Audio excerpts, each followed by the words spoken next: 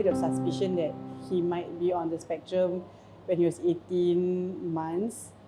Suspected, but also as any parents, there's also denial. So, when he goes into a childcare, there were other pairs of eyes that start to notice things because he was interacting with other students, and then he would go into class, bite students, sometimes even bite me. So I used to have a lot of marks. That period was really a very dark period for us because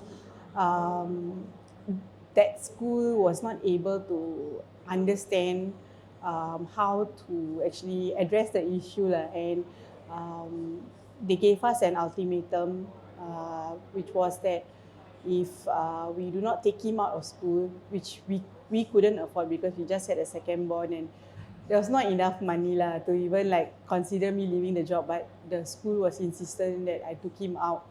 I think it was a very unpleasant experience also because of how the school managed the situation. We accepted that he may be on the spectrum because one of our church friends actually told us that there's some behaviors that are very indicative of autism, but wow, it's so hard to get schools to really accept a child with special needs normal schools, and for those schools that describe themselves as inclusive, we had to even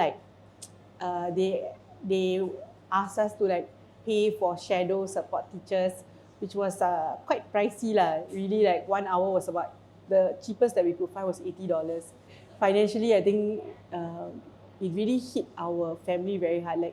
All of us were in a lot of stress and that's when I really lifted it up to God. I prayed and I said, God, where do I put Josiah? All the schools are asking us to take him out of the school. Which school will actually accept him? I do not know what to do. And I just Googled Christian school, and back then it was called Grow and Glow. It came out how come I didn't even know that this school existed? And I actually didn't even bother calling. I just went to the school. I walked in and I spoke to the then principal, Miss Margie, and I was just telling her can I ask if I can? My son is still on the process of being diagnosed, and I just told myself, be as honest as possible. Whatever, even if it's undesirable behavior, just share. If they reject, they reject just go. And what caught me off guard was that I became very emotional and I started to cry. And then she just brought me in the room and then introduced me to Teacher Diana. And they both just held my hand and say that we will never reject a child. See, I'm so emotional about it today because really it's so different from every teachers that have our principal has spoken to us.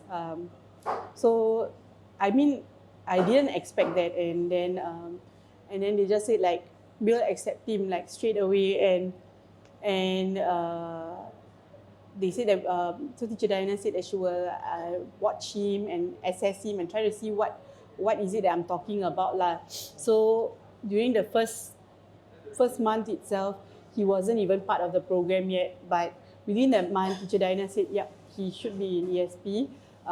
He's most likely he has traits of autism. Let's see how we can progress until he gets a proper diagnosis . So even before he was diagnosed, the principal and Teacher Diana gave Josiah an opportunity .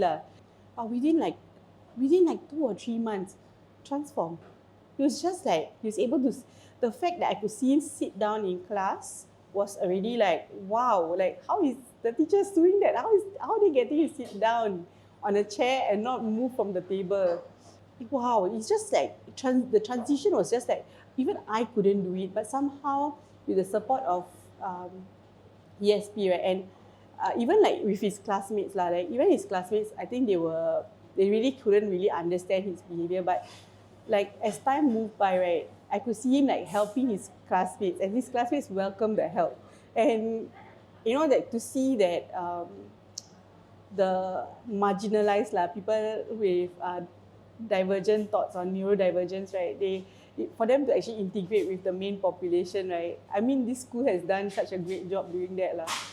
Yeah, and of course the gift of reading well, I think Teacher Diana picked it up it was her that identified that superpower of his, and she gave it to him. Like she did the additional steps of like honing that strength about him lah. And it's very exhausting to constantly repeat, Josiah, this is not the right way. Josiah, do it this way. Josiah, this is how it's done.